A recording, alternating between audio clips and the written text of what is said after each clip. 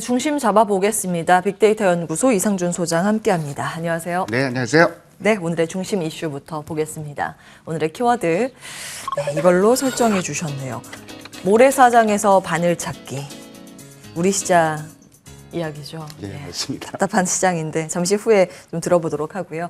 네, 미증시는 간밤 이제 휴장에 들어갔고 오늘은 어느 부분부터 이야기 풀어볼까요? 뭐 휴장인데 이제 오늘부터 블랙 프라이데이 들어가죠. 근데 이게 한 달 전까지만 해도 뭐 기대감 제로 뭐 이런 상황이었는데 지금 흥행 얘기를 하는 쪽이 굉장히 많이 늘어나고 있고요. 쇼핑 시즌에 대한 그렇죠. 흥행이요? 예.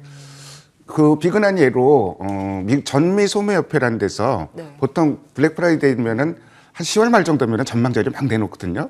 안 내놓더라고요. 근데 최근에 굉장히 깜짝 놀랄 만한 좀 자료를 내놨어요. 11월, 12월 소비 시즌에 그 소비가 매출이 10.5% 늘어날 것으로 예상을 했는데 이게 어느 정도 수치냐면은 최근 5년 동안 증가율이 평균 4.5%였어요. 그러니까 어찌 보면은 대박 흥행이 될 수 있다고 좀 보는 것 같고 그거 이제 확인시켜 줄 수 있는 게 10월 소매 판매가 좀 그 상당히 서프라이즈가 나왔고요. 그리고 사실은 이번에 블랙 프라이데이 기대감이 굉장히 낮았던 부분은 재고가 없으니까 할인을 많이 못 해주잖아요. 그러니까 이 부분이었는데 할인율이 낮아도 좀 사겠다는 그 소비자들이 굉장히 늘어나고 있고 거기다가 이제 그 대형 유통업체들이 재고를 지금 적극적으로 확보하고 있다는 이런 기사도 좀 들리고 있습니다. 여기다 이제 그 플러스로 1조 7,500억 달러 사회 지출 예산이죠. 하원을 통과를 했어요. 상원 통과 문제가 남긴 남았지만 이 부분은 진짜 소비로 직결되는 부분이거든요. 그래서 상당히 기대감이 높은 소비 시즌이다. 우리나라 지표를 살펴봤더니 그 목요일 날 어제 발표된 지표가 소비자 심리 지수를 발표를 했는데 석 달 연속 올라오고 있고 코로나 이전 사태를 완전히 회복을 했거든요. 그럼에도 불구하고 우리나라 소비 관련주는 영 힘을 못 쓰고 있는데 참 답답합니다. 그 뉴욕 증시가 쉬었기 때문에 평소에는 이 시간에 이제 유럽 증시 얘기를 잘 안 하잖아요. 그래서 큰 흐름 한번 정리하고 좀 오늘 같은 날 한번 정리 한번 하고 넘어가 볼게요. 좋습니다. 예. 자, 올해 들어서 유럽에서 가장 많이 올랐던 그 증시는 프랑스 증시입니다. 그리고 최근 한 달간에도 가장 많이 올랐던 게 프랑스 증시예요. 그리고 S&P 500보다도 더 많이 올랐고요. 그다음에 그 독일하고 영국 순인데 오르긴 많이 올랐는데 S&P 500보다는 조금 좀 못 올랐고 우리 시장에는 연간 4%도 못 올랐으니까요. 너무 대조가 됩니다. 그리고 최근 한 달간 우리 시장은 또 마이너스 2.2% 많이 대조가 되고 있고요. 시장이 많이 올라갔는데 어떤 종목들이 주도를 했는지도 좀 살펴봤어요. 최근 한 달 동안에 각 증시별로 상승률 상위 3개 종목씩을 한번 꼽아봤는데 독일은 헬로프레시라는 밀키트 업체가 1등입니다. 그리고 가전, 제약, 여기 좀 오탈자가 났는데 메르크라는 데는 우리가 아는 머크사입니다. 머크사. 제약사고요. 지멘스 같은 종목은 우리가 잘 아는 종목이고 린드라는 수소 관련주도 상당히 큰 폭으로 올랐고요. 그다음에 영국 FTSE에서 많이 올라간 종목은 온라인 차 판매하는 오토트레이더가 1등이에요. 그리고 광고, 에너지, 방송 이런 쪽이 좀 강세를 보였고 프랑스가 완전히 종목이 다릅니다. 1등이 에르메스예요. 명품 에르메스. 그리고 거기 이외에 이제 그 루이비통, 케어링 이런 종목들이 상승률 상위 종목이 다 올라가고 있습니다. 명품 시장을 이끌었다고 좀 볼 수가 있을 것 같고 그 이외에 이제 반도체도 좀 강세를 보였고 한 달 동안에 미국에서는 어떤 종목들이 좀 많이 올랐다 보면은 1등이 이제 1달러 하우스라 그랬죠. 달러트리가 1등인데 달러트리 빼면은 반도체 일색입니다. 그러니까 엔비디아, 뭐 AMD, 퀄컴이 더 많이 올랐고 퀄컴, 엔비디아, AMD, 마이크론 테크놀로지도 여기 저희가 명함을 내밀고 있고 소비 관련주들도 메이시스를 비롯해서 이런 종목들도 좀 올라갔고요. 포드도 좀 올라갔고 그러니까 전체적으로는 이 외에도 이제 뭐 KLA라든지 램리서치라든지 반도체주가 절대적으로 시장을 주도했다고 보시면 될 것 같습니다. 예. 뭐 유럽 얘기는 사실은 우리 시장에 별로 영향이 없어갖고 평소에는 얘기를 안 하는데 휴장을 빌미로 한번 좀 자세히 좀 한번 풀어봤고요. 예, 종목들 보니까 하나의 맥이 잡히네요. 그렇죠. 코로나19의 영향이 가장 큽니다. 예. 코로나19로 인해서 소비의 양극화, 이제 명품잘 맞습니다. 팔려서 명품주가 올라간 거고 예, 맞습니다. 밀키트가 또 그때 떴던 맞습니다. 예, 여전히 그쪽이 좀 강세를 식료품 쪽이고. 최근 한 달이니까 여전히 좀 많이 올라가고 있다고 보면 될 것 같고요. 머크사 제약사는 먹는 코로나 치료제고요. 맞습니다. 그리고 지표를 하나 준비한 거는 CME 그룹 헤드워치에서 이제 금리 확률 다시 한번 제가 확인했는지 좀 보여드릴게요. 예. 내년 6월까지 금리를 동결할 확률이 20%가 안 돼요, 이제. 그러니까 무조건 6월까지는 금리를 그러니까 금리 인상 속도가 좀 빨라질 것이라고 많이 예상들을 하는데 특히 최근에 발표된 지표는 PC, 근원 PC가 예상치만큼이지만 굉장히 높게 나왔잖아요. 그래서 제가 또 중고차 가격도 한번 확인을 해봤는데 90, 11 다시 급등하고 있어요. 그러니까 물가가 쉽게 잡히진 않고 있고 그리고 지금 연임된 파월 의장이 요새 하는 발언들을 보면은 저 사람이 비둘기인가 이런 의구심이 들 정도로 강성 발언을 좀 내세우고 있습니다. 그러니까요. 그러니까 시장에서 얘기하는 건 사실 브레인러드 이사가 이번에 부의장이 됐는데 이 양반이 굉장히 비둘기예요. 그래서 시장에서는 내심 이분이 의장이 되길 바랬던 시각도 있어요. 그러니까 굉장히 의외로 좀 매파적인 발언을 쏟아내고 있다. 그 정도만 참고하시면 될 것 같습니다. 네, 이제 금리 인상 시기에 접어드니까 어느 정도 완충 효과 때문에 일부러 더 이런 발언들을 내는 것 같기도 맞습니다. 하고요. 맞습니다. 예. 글로벌 상황 먼저 봤고 국내 보겠습니다. 국내 수급 특징주 어떤 부분에 주목하세요? 어제는 뭐 카카오그룹밖에 안 보였어요. 다 기관이고 외국인이고 카카오그룹만 뭐 집중적으로 샀고 카카오뱅크가 12일 연속 뭐 제가 그 수요일 날 관심주로 했던가요? 카카오뱅크가 그렇고요. 카카오페이도 나흘 연속 매수가 들어오고 있고 코스피 200 들어갔죠. 네. 그리고 SK 바이오사이언스도 이틀 연속, 그다음에 포스코 케미칼도 쌍끌이 매수가 좀 나오고 있는 모습이고 카카오도 어제 뭐 당연히 쌍끌이가 나왔고요.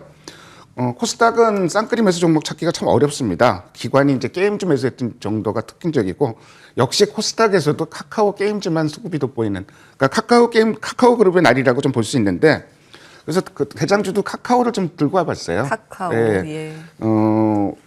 기관이 완만히 매도하다가 최근에 좀 매수를 했고 어저께 외국인이 굉장히 세게 사더라고요.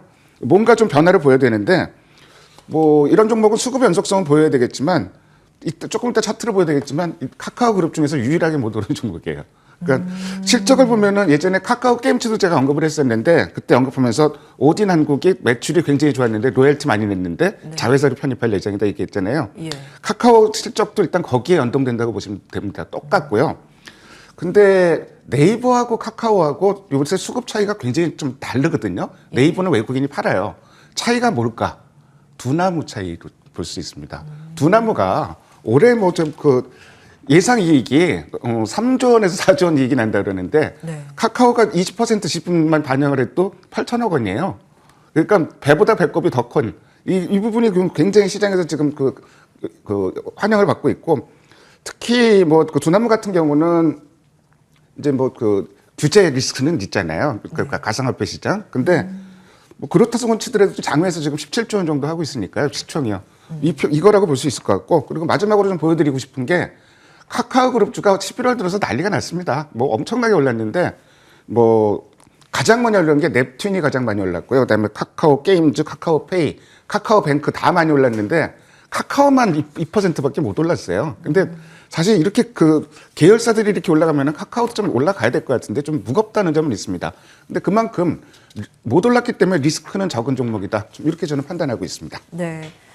다 NFT 코인이군요. 예. 네, 맞습니다. 코인 거래소 예, 지분 투자한 점이 네이버와의 예, 차이점이다. 차이점이다 이렇게 좀 많이들 보고 말씀 있네요. 주셨고, 예. 카카오 게임즈가 먼저 올랐던 건 게임 코인인 보라 맞습니다. 때문이기도 예. 한데 계속 코인 이야기네요. 예. 알겠습니다. 하나의 맥이라는 점 기억해 주시기 바라겠고요. 시장에 대한 이제 중심 이슈 모래사장에서 바늘 찾기 잡아주시는데 너무 어렵습니다. 어제 바늘 찾아주십시오. 아마 예. 저뿐만 아니라 어제 그 시청자 여러분들도 투자하시는 분들은 어제 굉장히 막 힘들고 짜증나는 하루가 되셨을 것 같아요. 근데 코스피가 결국 또 4월 만에 다시 월봉 차트상으로 음봉 전환이 됐거든요. 예. 그러니까 이게 참 양봉 전환하기가 참 어렵습니다. 참고로 2,985포인트 이상이야 이제 양봉 전환이 되고요. 이게 좀 돼야지 좀 그 어떤 시장의 힘을 찾을 것 같은데 답답하고요. 어제 외국인이 그렇게 많이 팔진 않았어요. 근데 최근에 나흘간 연속으로 닷새 만에 매도로 전환됐는데 연속으로 샀던 삼성전자 하이닉스를 파니까 시장이 완전 구심점이 없어져 버렸어요. 그리고 업종별로도 외국인이나 기관이나 연속으로 사는 업종이 거의 없습니다. 유일하게 막 좀 돋보이는 게 은행 업종 정도인데 은행은 종목이 3종목이에요. 은행 업종은. 뭘 샀냐? 카카오뱅크 산 거예요. 그러니까 카카오뱅크 말고는 금융주도 샀는데 저거 그 카카오뱅크 샀다고 볼 수 있고 거의 은행주 중에서도 외국인이 사는 종목은 KB금융 정도를 제외하고는 나머지는 다 매도가 나오고 있습니다. 그러니까 참 답답한 노릇이죠. 그러니까 연속 사는 업종이었고 기껏해야 기관이 연속 사고 있는 업종은 비금속, 시멘트 뭐 이런 쪽만 사고 있으니까 이 부분은 시장에 미치는 영향이 참 크질 않은 것 같고요. 그래서 제가 뭐 외국인 매수 종목 뭐 이런 종목들 많이 제시를 해드렸는데 오늘은 거꾸로 지금 상황에서는 종목 찾기가 너무 어렵기 때문에 이런 종목들은 좀 피해야 된다 싶은 종목들을 한번 골라봤어요. 그러니까 그 기준이 외국인과 기관이 11월 내내 팔았는데 최근 닷새 동안에도 팔고 있는 종목 외국인 매도 종목을 좀 꼽아보면은 1등이 포스코고요. 셀트리온은 기관 외국인 계속 같이 파는 움직임이 나오고 있고, 뭐 전체적으로 모비스라든지 뭐 보험주라든지 이런 쪽도 전체적으로 좀 파는 모습이 나오고 있고요. 기관 매도 종목도 한번 좀 볼까요? 코스피 SKI 테크놀로지를 상당히 많이 팔고 있어요. 이쪽은 추세적으로 좀 무너진 모습이고, 그리고 완성 배터리 3사도 팔고 있고, 이쪽은 그러니까 당분간은 좀 건드리면 좀 안 되는 종목으로 보고 있습니다. 뭐 호텔 신라, 기관 외국인 수급이 동시에 나쁜 종목이고, 대한항공, 하나솔루션 이런 종목도 수급이 나쁜 종목들이고요. 자, 코스닥도 한번 좀 볼게요. 외국인이 연속으로 팔고 있는 종목, 셀트리온 헬스케어, 휴젤, 종목들이 바이오주들이 상당히 많은데, 바이오주들은 외국인들이 좀 많이 집중적으로 최근에 매물을 내놓고 있습니다. 그래서 이것도 수급이란 변하겠지만 일단은 조금 조심해야 될 종목들로 좀 꼽고 싶고, 기관 매도 종목도 마지막으로 한번 좀 살펴보겠습니다. 위메이드, 좀 최근에 어제는 그래도 그 반발 매수가 기관 외국인 반발 매수가 조금 들어왔는데 주가가 무너져 내려버렸죠.